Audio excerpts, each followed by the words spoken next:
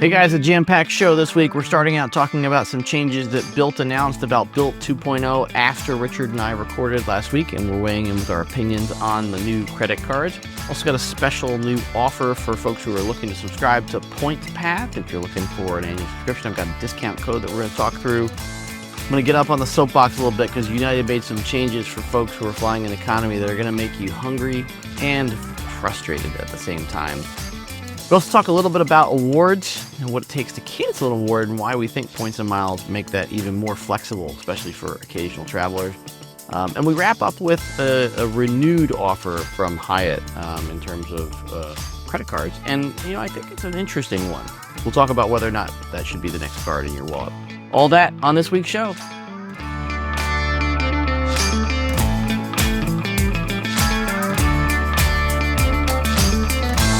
Hey guys, welcome back to the Miles to Go podcast. We've secretly replaced my bald co-host again with a slightly less bald co-host. Mr. Julian Kheel is joining us this week.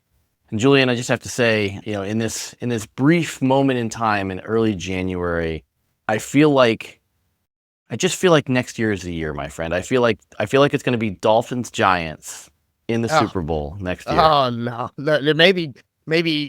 maybe insert team name here, Giants, but I don't think it's going to be Dolphins Giants. But congrats on Mr. Harbaugh for you. I see only good things, frankly, for Giants, but we'll see what happens. Also, do you hear that noise? Are you hearing that? You know what that noise is? That is the sound of thousands of people switching over to call her daddy because they realize Richard is not here this week. That's what that noise is. I'm so sorry, folks. Yeah, I gotta say, like the fact that you were able to name another podcast, seeing as how you don't ever watch or listen to them, is pretty impressive. I had to look it up. So yeah, okay. But folks, I know that this week of all weeks, this is the most disappointing replacement of Richard ever. I get it. I wish he was here too. You know what I mean? Because I got questions for him too. But unfortunately, you'll have to just live with me, and I am quite certain he will be back next week. Yes, well, his contract requires 48 episodes in 2026 to be able to get the Miraval certificate. So he only gets 4 weeks off. Boy, he needs to renegotiate. Well, in fairness, he can have as many weeks off as he wants. I'm just not going to give him one of my Miraval certificates. Oh, that's fair. I mean, these are contracts, Julian. They're terms. So it's just the way it's got to be. And yes, Richard did have one heck of a week. We're going to talk a little bit about some of the most recent Bilt changes after the episode that we recorded pre-Bilt card launch. And Julian and I will weigh in on our thoughts there. I will just say, as much as people I know don't tune into this to be a football podcast, I'll just share that I am still a little bit nervous about the Harbaugh thing. Like, I understand that he may be the best of what's available for the existing coaches, but I am still a little nervous. It's been a long time since the Giants have been relevant, and I hope he's the right hire. Yeah, it's been a long time. Come be a Dolphins fan. It's been even longer. Yeah. Listen, right? All of this stuff in football, and we'll get the points and miles in a second here, folks, but all of this stuff in football, really, right? You never know. It's so driven by injuries and luck and just the right things happening at the right time. And only 2 teams, get to the end, and all the other 30 are always disappointed. And so it's a tough game, but I think that I will say I think the Giants are making a good choice and making the best choice that they can at this time and with the info available. And I think you'll be okay. You'll certainly be better, I think. It's hard to be much worse, but right. Right. I would say just given the level of talent that Julian and I bring to the field, I think in a true essence of Dan Marino passing to Mark Duper, we will transition to the Bilt rent changes. And for anybody who doesn't know who Mark Duper is, I'd say go hit the internet. I'm sure there's still some stories out there. That's how long it has been since the Dolphins have been good. So yeah, that's all you need to know. Yeah. And by the way, nice transition there, Ed, from football to points and miles. Well done. You like that? Well, yeah, don't worry. Good. We'll try to weave in some more. So there's certainly been a great deal of consternation about the Bilt rollout, and then there were some changes that were announced. We're going to go through those. I think if we did do a poll question this week, it would be are more people upset that they called that catch at the end of the Bills game an interception, or the fact that Bilt has changed again. And I will just say for the record, for anybody that didn't watch the game, that was absolutely not an interception. I don't know if you watched Really? it. I thought it was. I didn't think the ball hit the ground. I thought it was knee down. I thought he was but I thought the ball was coming loose before that happened, like a split second before that happened. But it was a real bang bang call. It was tough. Like it was tough. I love the fact that the thing that we're going to fight about today is the interception, because everything else is going to be just we're going to be two boys singing Kumbaya. It's listen, I'm not going to fight about it, because at the end of the day, I don't have any stock in either of those teams. But yeah, my feeling was it was an interception. But look, if it had gone the other way, I wouldn't have been like, that's crazy. Yeah. All right, well, a quick bit of housekeeping before we dig into the Bilt stuff. If you want to text us or leave us a voicemail, 571-293-6659. And boy, did you guys blow up the text line last week with the poll question. So great job on that. Email us, ed@pizzainmotion.com. He is at PointsPath on all those social media channels. I am at Pizza in Motion. All right, so just at the outset, a note that Julian and I both were at the launch this week and also both slammed with a bunch of different work things. So as it turns out, at time of recording Sunday, neither one of us has upgraded to the new Bilt cards. So we don't have data points on that for ourselves personally, but we will talk a little bit about what we've heard out there in the market. And but to be clear, I'm going to. I have absolutely every intention, and I'm going to do the Palladium, and we can talk about why. But it's only because it's, like you said, it's been crazy. But I fully intend to get one of the new 3 Bilt cards. Yeah, and I'm in, like, probably can't see well from the background, but I'm in Disneyland right now at the new Disney Vacation Club property there. So after being in New York with you this week, I sprinted out to California and hanging with the family. So to your point, I will absolutely upgrade shortly. Just haven't had that bandwidth yet. So January 30th, I believe, is the deadline. Yes. Yep. So coming up quick. So Ankur Jain, the CEO of Bilt, had an announcement shortly after card launch on Friday afternoon about a change to the way that people will earn points on rent. So you still have the existing system if you liked that rollout, where you can earn Bilt Cash, but they've added a tiered system that does 2 things. One, it sort of, I won't necessarily say simplifies, because I think you and I both think that there's still some complicated nature to this, but it certainly does, I think, maybe make it easier in maybe like the Bilt app to understand where you stand on earning points for your rent or mortgage. And then also, too, they've added the ability to earn a little bit more on your rent or mortgage. So there are 4 tiers. First tier is if you spend 25% of your monthly rent number. And so, the example that they gave us was if your rent's $2,000, if you spend $500 a month on a Bilt credit card, you'll earn a half a point per dollar on your rent or mortgage expense. If you spend 50% of your monthly rent number, you'll earn 3/4 of a point on your rent or mortgage spend. If you spend 75% of your monthly rent number, you'll get 1 point per dollar on your rent or mortgage spend. And the new tier, or the higher earning tier, if you will, if you spend it the same or more as your rent. So if your rent or mortgage is $2,000 and you spend $2,000 on the card, you'll earn 1.25 points per dollar. And I also think, not to editorialize before I ask you your opinion, but I also think of significance is that they don't appear to be capping this. So if you happen to live in a big urban city and have a monster rent like baller Julian Kheel does, you can earn a lot of points. Or if you have multiple properties, right? Because that's the other thing, is you are no longer limited to just one property for rent or mortgage. Now it's mortgages as well, and you can combine them. You could do, one rent if you own one property and you rent a second vacation home or something like that, or you pay rent for an elderly relative at a facility or something like that. You can put both of them through, and with the tier with this new option, get 1.25 on all of that. But you have to spend the equivalent of those combined properties on the card in order to get to that tier. So yeah, I think we should break this down in 2 different ways, right, Ed? And the first is this better, worse, or just different than what Bilt originally announced last week? And as you said, they rolled this out on Friday afternoon. So some people listening to this might not even be aware that there is, in fact, an additional option now. I think it is better. I think had they started with this option, it would have made the whole thing simpler. I think it's a little more easier to understand than the Bilt Cash and the percentages and all of that. That being said, by adding it on top of what they've already announced, it gives the sense that the whole thing is more complicated, which I'm not sure is a great way to go. Look, nothing is taken away essentially from what they previously announced. So this, at the end of the day, it's all value add. There's no downside if you don't want to do this new option. You just do what they originally announced, and nothing really has changed there. There's no downside to it. It's just a sense of this is a fairly complicated system. This is an additional complication, another choice that you have to make, and you can make this choice monthly. You can change it each month.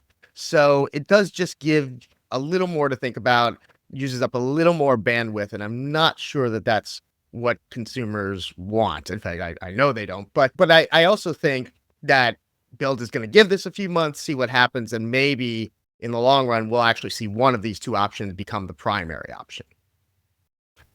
Yeah, I think I'm gonna mix in a little bit of my thoughts on the credit cards into my answer, because I think I was listening to how you framed that, and look, I mean, like you guys know, like Julian and I have known Richard for a long time. I would say, like, I'm sure there's some level of bias on my part of I really like the guys at Bilt. I've given it some thought, and like this is what I've been saying a lot on our Slack community. I think what Bilt has done with the Palladium card for somebody like me is say, hey, we're going to give you a really nice sign-up bonus, 50,000 points when you hit the spending levels for a $495 annual fee.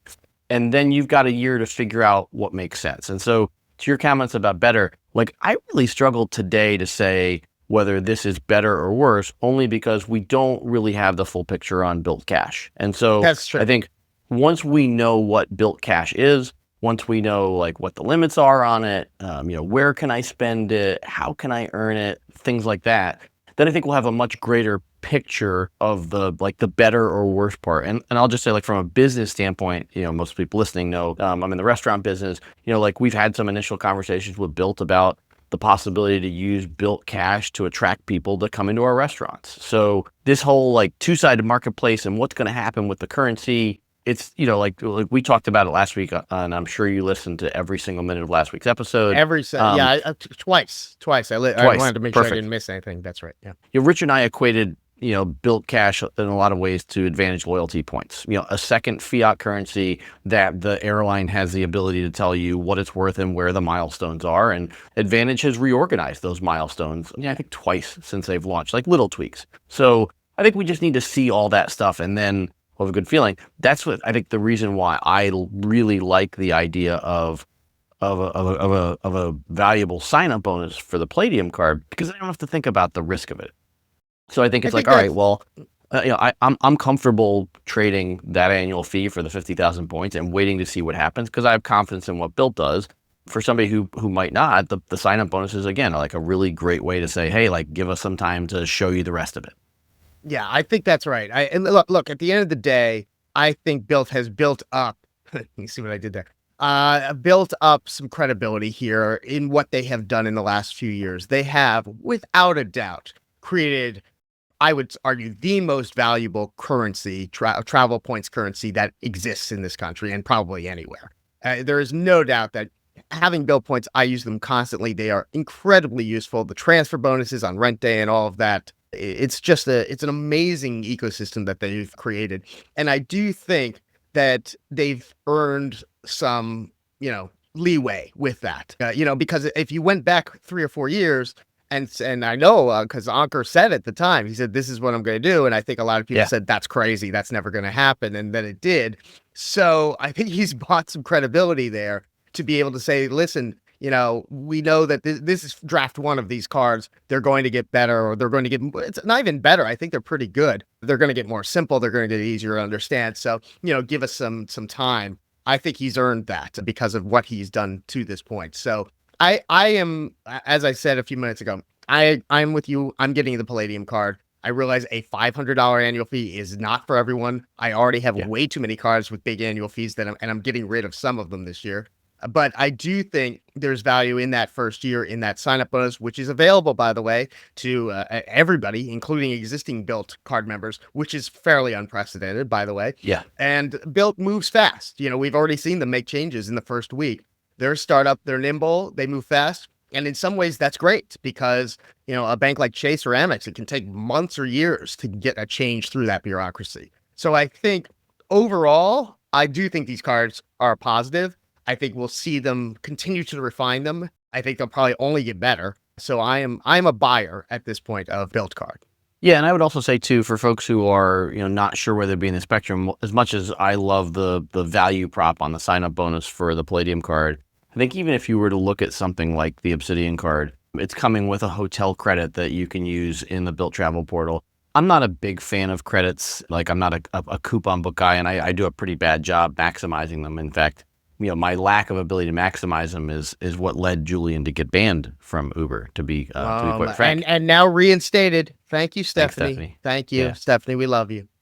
But I think, I do think that Bilt makes the travel portal piece a little bit easier for me, in that it's not as much of a trade-off, because they have some native bookings where I can get my elite status benefits by booking through them as part of what they call their home away from home collection. So for me, and maybe not for everyone, but for me, I'll probably be more likely to lean into these hotel credits than I might be in trying to play with, like, Chase hotel credits and stuff like that, just because of the fact that I don't have to think, do I want my elite benefits on this trip? Like, do I need late checkout? Do I need free breakfast? Stuff like that. So I think, like, to the degree that you can use the fee to offset, to use the hotel credit to offset some or all of the annual fee, I think it makes these cards, again, even easier to think about for a year and see what Bilt does, as to whether you're going to keep the card in year 2 and beyond. Mm-hmm. Yeah, I agree. Now, let me ask you this. Option 1 or option 2, which way are you going? As far as I'm talking about the rent and mortgage payments. Yeah, it's a really interesting question. And again, it's hard to tell without the Bilt Cash. I think I'll probably start with the tiers, only because our daughter moved out of the dorms and is in an apartment that she shares with a handful of classmates, and so I have rent there, and so the ability to potentially put the amount of spending I'm putting on the Bilt card, which is one of my primary cards right now, and earn 1.25 points on both our mortgage and our rent. I mean, that's appealing to me, and I probably come out better than on the other side of the equation, because Richard has said, and we talked about this offline. I don't think it was in last week's show, but like I spend a lot on the Bilt cards generally because I like the card, but I use the Bilt Travel Portal for all my airline flights, and I shop at Walgreens, and so I've got a lot of things in the Bilt ecosystem. And he openly admitted, he's like, hey, like, we haven't solved Bilt Cash for people who are really aggressive earners in the entire ecosystem. Like, there may not be enough things for me to spend all my Bilt Cash on in the beginning. It's more geared towards the person who has $1,000 or $2,000 a month, on the card. And so, if I'm all in on the Bilt ecosystem, especially with all of my airline ticket purchases, it probably makes sense to push some of those rewards over into the rent and mortgage side, so I don't have a ton of Bilt Cash that I can't find enough stuff to spend on it. Yeah, I that makes sense to me. Here's the thing.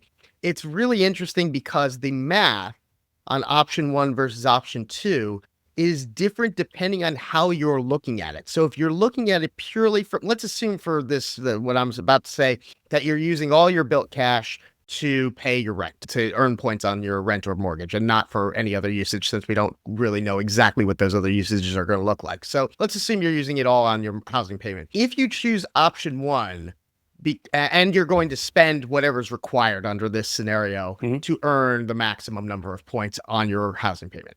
In option 1, you can earn more points overall that way because of the 1.25 multiplier. So you could earn more points on your housing payment with option 1. But with option 2, you actually earn at a slightly more efficient rate.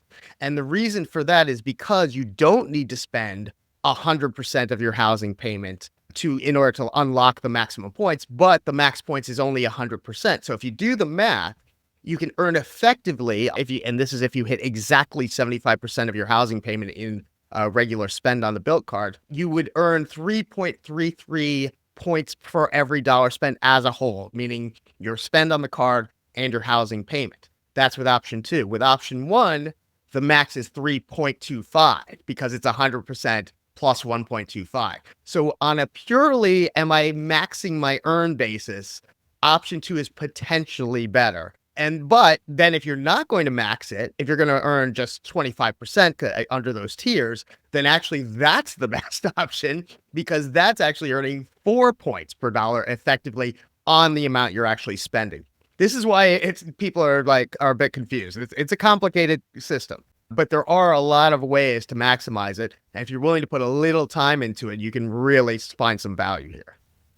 Yeah, I agree. And I think to your point, like there are going to be a bunch of people that go different paths because of the variability in these different formats. And I think, again, like we keep going back to it, we're going to learn more about Bilt Cash. I think we're probably going to learn more about it quickly. And I think that's really going to start to, push people in one direction or another. I think for the parts of this that are complex, I think like big kudos to Bilt for saying, hey, you know what? Here are these two formulas.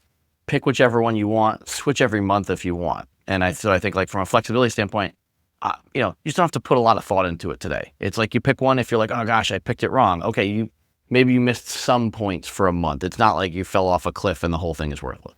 Right. If they're not making you lock in a choice for a whole year or a whole first year, I think that's exactly right. You could change it every month. If you say do it for a month or two on one and you say, you know what, I think I'll do better on the other, then you just switch it. It's no big deal. So yeah, I do think they're trying to make this work. They're trying to make the flexibility. First draft of these things sometimes aren't quite, fully, polished, and that's okay. Their startup is, as I mentioned, as long as they're going to move fast and make the changes, that need to be made based on their feedback, then I think that's great. That we're not going to be waiting months or years for revisions. Yep. All right. So let's pivot here and talk a little bit more about something closer to home, Mr. Kheel. So for folks that have not been watching or listening to the show like Julian, PointsPath is your... I listened twice. I listened to every episode twice. Okay. I thought you were going to say you listened a total of 2 times, and I was still going to say I think I'd take the under. So for folks who don't know, PointsPath is a tool that I'm a big fan of. I'm also on the board of the company. Julian founded this company a few years ago. It started as an extension on Google Chrome and has now grown to a mobile version where it tells you in a very simple way, should you use points or miles? Should you use points or cash? And then it also has started to add additional tools like alerts for when a specific flight price might go down, and also how to use a multiple of different currencies. And Julian and the team just rolled out some new user interface stuff that I think looks really sharp. But all this to say that we're also rolling out a discount for listeners and viewers of the show. So if you're interested in PointsPath and you're a new customer, we've got a code for 15% off your first year of PointsPath annual subscription.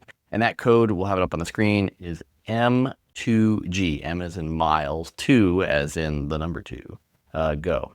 And let me just also make it clear, the discount is for our paid pro tier, but the basic extension is free. In the basic extension, you get the U.S. domestic programs, American, Delta, Alaska, JetBlue, United, and Spirit. That all works without paying anything all the way to the end of the calendar in Google Flights. Domestic, international flights, partners of those 6 programs. So I do encourage you to please install the extension and use the free version and get to see how good it is. And then the pro version unlocks, as Ed says, all these other great things. We have 16 programs in the pro version, alerts that you can set to track flights and be alerted when the points price goes up or down. Our 7-day calendar is in there, so you can see 3 days before and after a one-way flight, what's the best points price across our programs. Our Lufthansa first class dashboard, there's all sorts of really cool stuff in there. And also, I do want to mention our Founders Club, which is our elite group that we only open to new members twice a year. We're going to be opening it again very soon here, probably in the next few weeks. And if you do use this discount code, we'll honor that discount if you later decide to upgrade to Founders Club. You'll only have to pay the difference between the discounted rate for the first year and the upgrade. You won't have to go back and pay the entire price for Founders Club. Nice. Nice. I like that. Yeah, we've got some other stuff. Julian and I have some other stuff that's in the works. I was trying to get it all together to announce this week as well. But we're going to talk a little bit about the Slack community in a little bit. But we're also working on some benefits for our Slack community in relation to PointsPath. I should know this. It's fairly new, Julian, so I don't want to misspeak. But I know that we've added Savers Club visibility to PointsPath, but I don't remember if that is behind the paywall or not. So Spirit regular points pricing is in the free extension. Savers Club is in the paid extension, is in pro. And it's, by the way, it's the same extension, but it's simply that if you're a pro or Founders Club member, all of these extra features unlock and open up for you. Thank you for clarifying that for me, Mr. Kheel. And thank you for being on the show this week. I really appreciate you. We do need, and I don't think we have time today because we still have a lot more to talk about. We will need to talk about Uber, because I know that's your favorite topic. And there has obviously been news on that topic that I don't think we've talked about on the show, but I don't know if we have time today. All right. Well, I would say like I'd like to in That might be honor of its own episode. Maybe you need a it special could be. episode for that. Yeah. I think we can do a quick tease. But I think in honor of Mr. Kerr, I want to pull his soapbox out. He shined it up beautifully this week. So I just want to make sure that we can pull the soapbox out before we run out of time and talk about something that's been stuck in my craw. My good friends at United Airlines, the airline that I fly most regularly, way too many times all throughout the year, rolled out a new procedure, if you will. So for folks who fly on a regular basis, you probably note that in the seat back pocket in front of you, there's a menu. Most of the airlines have some version of a snack box, but a lot of them sell what I would call slightly more appetizing options. I won't necessarily say that they're like incredible food, but cheese plates, sandwiches, breakfast sandwiches. Sometimes there's a yogurt bowl, things like that. And so, for folks who don't get food in the terminal, you're able to buy something on board, especially for longer flights, transcon, stuff like that. Because as you and I know, Julian, you and I were both young and, full, lush heads of hair the last time that people served free food in economy class in the U.S. It has been a long time. Yeah. It's been a long time. So what United is doing, and I really, really struggle with this change. I understand the need to be efficient, but what United is doing is saying, hey, if you don't pre-order a meal more than 24 hours before your flight, you're going to be out of luck. And they're only going to load food for people who have pre-purchased food. And so there's a couple of things here. First off, most occasional travelers don't know that they need to buy food 24 hours ahead of time. And I doubt any sort of messaging that United is going to do is going to tell them in a way that they're going to hear it ahead of time that they need to do this. So if they're used to buying a sandwich on board, they're probably going to be out of luck at least once before they figure out that, oh, shoot, if I don't order food, I'm stuck. The other thing is because of the 24-hour threshold here, we have a couple of problems. First off, if your flight's delayed, if you have to switch flights and you've already bought food, or if you didn't buy food, you're switching at the last minute, you're going to be completely out of luck. And in those situations, what us nerds refer to as ear-ops, those are the majority of the times where you didn't have time to stop and eat because you were running between planes and something happened and whatever. And so now you're not going to be able to get any sort of food in those situations. And it's completely unclear how you're going to get a refund if your flight's delayed and your meal wasn't on your next plane. And if it's anything like United, when their Wi-Fi breaks, I could just say a veteran of trying to apply for Wi-Fi credit when it doesn't work, it's a pain. So I can't say I'm surprised by the change, but like on a scale of 1 to 5, like at least a 4 out of 5 in terms of disappointment that they've rolled this out. Yeah. Let me start off by just saying, right, we're and this is not just United, it's all of the U.S. airlines. United says we're talking about, the fresh meals. It's the fresh meals. They're not, we're still talking about airline food. They're not freeze dried. Let's say it's not freeze dried. Right, yeah, they're fresh, as in, they pulled them out of the freezer a couple hours ago. So we're not talking about top end food. To your point, that's not the point. It's that I'm hungry. I need something to eat. I don't want just a bag of chips or whatever it might be. Yeah. I completely understand. Yeah, I think this feels like a change that is making things easier for United, right? Because they have some, plans. They can figure out exactly how many meals they need to load onto the plane and be more efficient that way.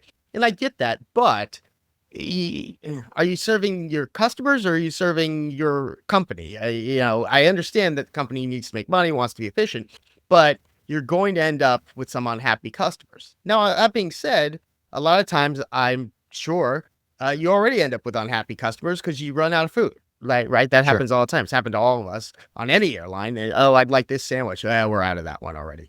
So it's a tough thing to do, right? You don't want to load up so much food that some of it goes to waste, but you don't want to load so little that you run out. And I'm sure this is part of that is United saying, let's see if we can, balance that equation out. But I think you're right. They need to at least make some accommodations. First of all, 24 hours seems a little tight. A lot of people aren't even checking in. No, you can't check in until, less than 24 hours out. You should, I think, be able to make that choice right up until, maybe 2 hours, 4 hours before the actual departure. I think you should be able to do it during check-in. It seems like they could also make more money that way, right? We're talking about paid meals here. And then being able for that to come with you on a change, I realize that's probably a lot of tech on their side, as well as logistics. Maybe that's asking a little too much, at least right now. But I do think 24 hours is too short. I think that's a little silly. I think they're doing that because a lot of airlines, if you're in first or business class, that's sort of they pick your meal before 24 hours out. But it's not Right. and maybe for a full meal, they need that kind of, but for prepackaged, fresh meal, they really don't Right. need to keep to that kind of a time frame. So I think that if they made it a little more flexible that way, that would at least help a lot. Yeah, and I think you bring up a good point. Like, a lot of these items, are, frozen and they're, loaded on the plane and then heated in an oven sort of stuff. So, to Right. your point, it's not hard to say, let's load 7 instead of 2. I also think, Right. look, I think like, you've flown extensively. I think you have to have had run into this in Europe. I think most European airlines do this fairly efficiently where I agree. yes, you can Yeah. buy on board, but if you buy ahead of time, they usually offer a discount and they send you out an email or they message something in the app and it's like, hey, buy a sandwich, chips and a drink. Or even like Ryanair had a plate of pasta that really wasn't that bad. And it was like, hey, like I saved 15% by pre-buying. You give the customer a benefit to pre-purchasing, and then you're less likely to run out of food or have more because you'll know how many pre-orders you have, and you can do the simple math equation of like, okay, there's 150 people on the plane, 30 people have pre-ordered. Now your waste number should go down because you're only trying to forecast for a smaller group of people.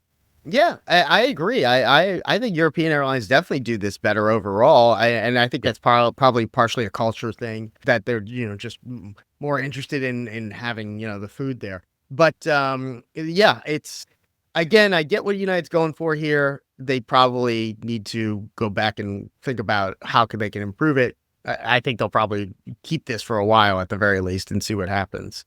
I would agree. I would put it a 4 out of 5 as far as annoyance. Yeah. Well, we're on United. Let's take a quick moment to talk about a question that came up in our Slack community this week. Dr. Phil posed a question, which, I know you and I know the answer to, Julian, but it's one of those things that I think, A, everybody probably doesn't know the answer to it. And B, I think it talks a lot about the value of why you and I love points and miles so much. His question was specifically about United and what fee they might charge for a ticket you booked using United miles on a domestic route in the US and whether there was a fee to cancel it. And so for folks that are tuning in, the general answer is no. Almost, none of the big 3 carriers are going to charge you a fee on domestic U.S. flights if you're canceling a point or a miles booking. There are some international programs that charge fees to cancel. A lot of them went away in COVID. But I think Julian, I think this is one of those real benefits of points and miles in that if you do pay cash for a ticket, you're almost always either stuck with a voucher that you have to spend with the airline and it's likely in your name, harder to transfer to someone else, or there is some fee to get a full refund, where on the points and miles side, you use your points to redeem and then you put them back in your account if you have to change your plans. Yeah, that's exactly right. This is one of the huge benefits of points and miles is that since the pandemic, in most cases, you can cancel really, in most cases, right up to literally like the minute before departure or very, very close to departure Yeah. and cancel without a fee. And those miles go right back into your account. And it almost always happens instantly too. Sometimes an airline, I say, oh, it might take a little while. In my experience, I've almost never had it not happen right away. The one thing you do need to be careful of is airlines that sell basic economy fares with points or miles. In the US, that would be Delta and JetBlue. Those you will have some trouble doing that. So be careful. When I book with points and miles, I never book basic economy. I never book basic economy, period. But Yeah. especially if I'm with points and miles, I will always pay a few more points to get that regular economy fare because I know I can cancel it at any time for no penalty and get the miles back. And it's a great way to have flexibility in your travel. It's a great way to book a backup flight if you're looking at bad weather, if you're looking at possibilities that you might get delayed on your primary flight, book a backup flight with points and miles. If your regular flight goes, your originally planned flight goes, cancel the other flight, get your miles back. It's a great way to protect yourself as well. So yeah, absolutely, and as you mentioned, Ed, wasn't always like that back before COVID. No. They did charge. And in fact, Yeah. Delta, if I recall, you couldn't cancel in the last 72 hours at one point at all or get anything back. It's a major, major improvement to the system and absolutely take advantage of it. Yeah. No, 100% agree. All right, we're running a little bit long, so I think we'll probably have to leave a couple topics on the cutting room floor, but I do want to talk a little bit about this Hyatt credit card offer because I think it's an interesting one. I think we have just a couple of minutes where we can talk about the updates of Julian's Uber conquests. But before we move on, I did forget to just tease our Slack community. It's a great way to help us support the show. A few bucks a month. We also have an annual subscription option. We have a number of channels in Slack where you can ask questions of travel experts like Julian. Mr. Kerr is there as well, but there are a handful of travel experts there that answer questions.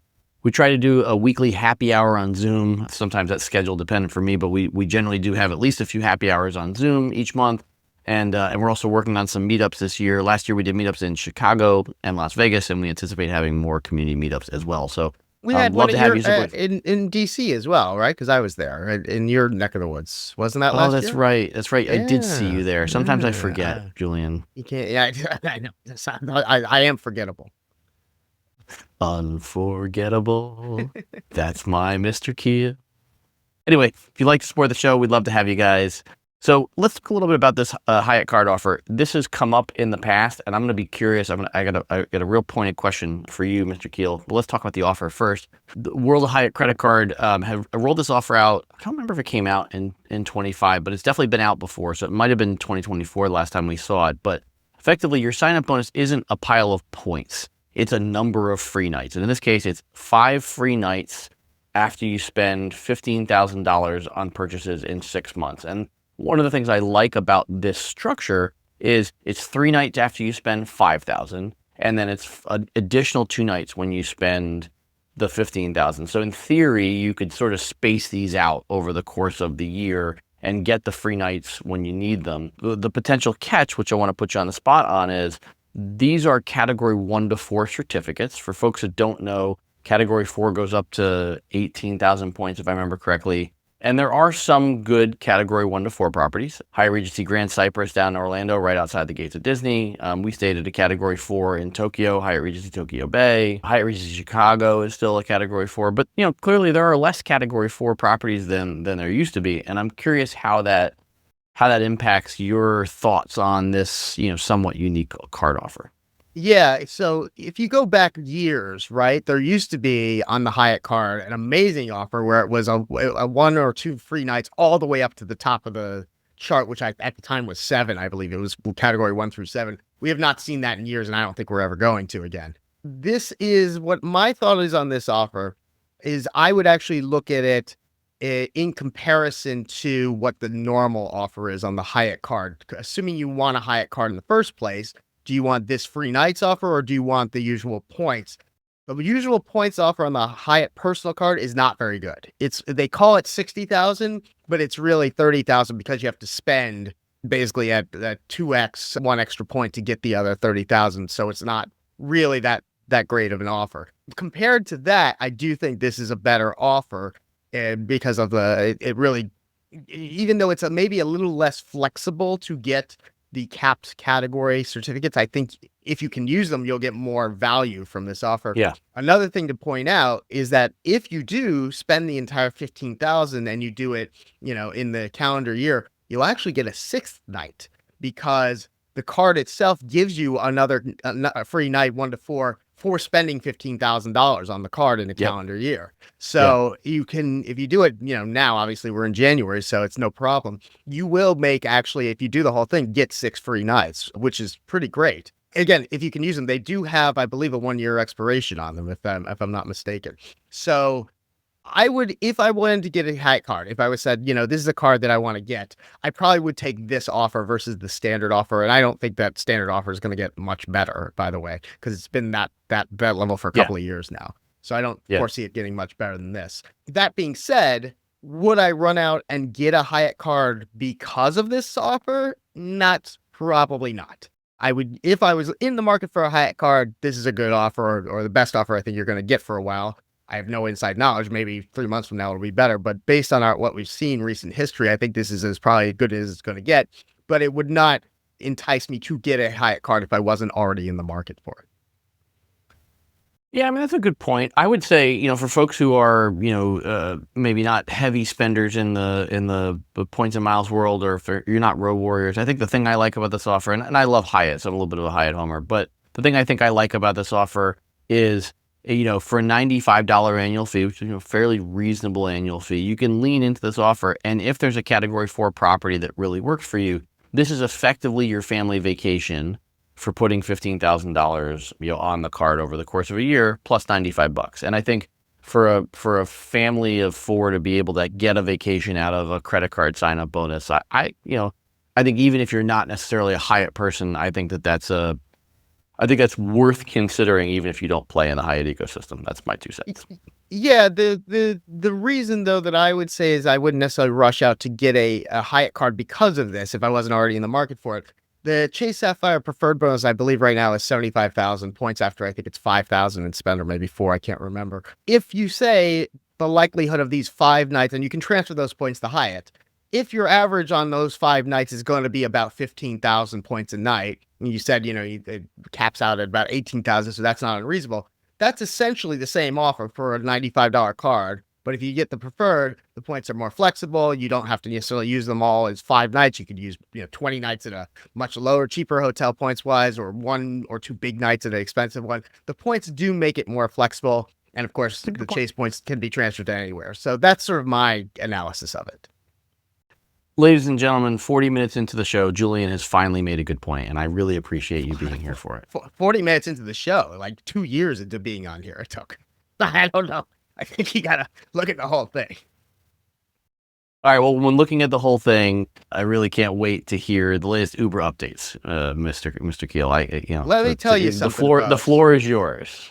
I know we don't have a ton of time, and maybe we'll get more into it the next time I'm on the show. I don't know if everybody knows, maybe you don't. About 2 years ago, Ed got me banned from Uber. That's what happened. Ed got me banned from Uber. One of my crowning achievements. 100% his fault. And there's no dispute about that, even though there's always an ongoing dispute about that. So for reasons it's a long story, so I won't get into it. But, if you've ever had a dispute with Uber that isn't handled, it can't be immediately handled by the automated system, you're pretty much done. You're not going to get anybody a hold of over there. And so I was just banned from Uber, and I used Lyft when I was, the only time it really became, I live in New York, so Lyft is not a second option, and there's always taxis everywhere. So to be fair, it wasn't like a huge, crimp in my lifestyle. Really only when I was overseas did it become an issue, because there is no Lyft overseas.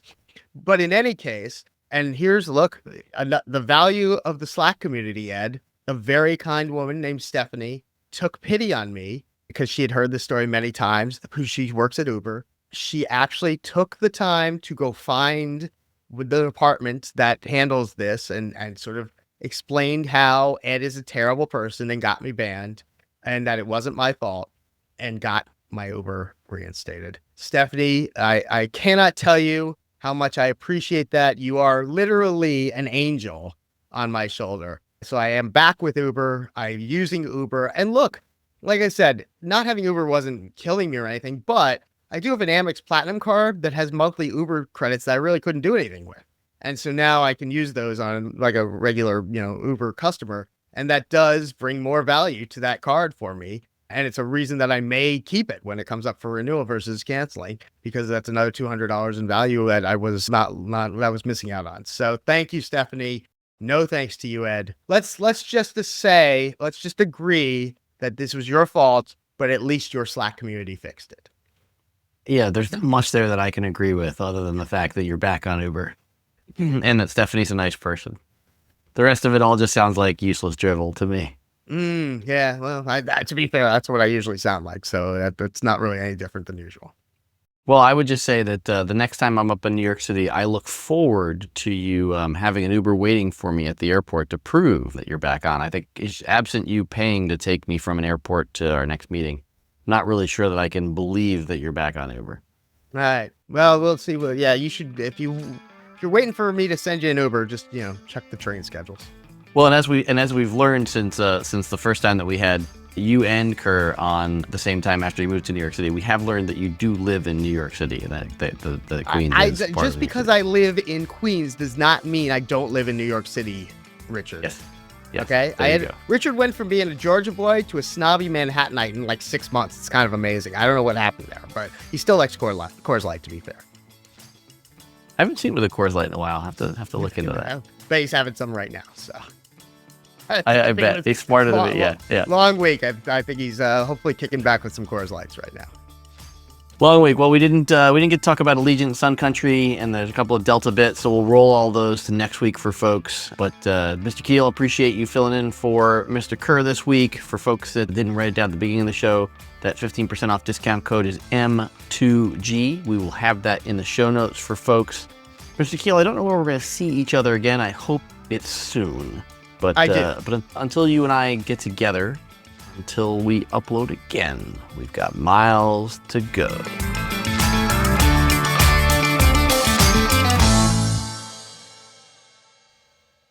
Next time I do this, I forgot I'm going to sing I'm going to sing a song. But we'll do that next time.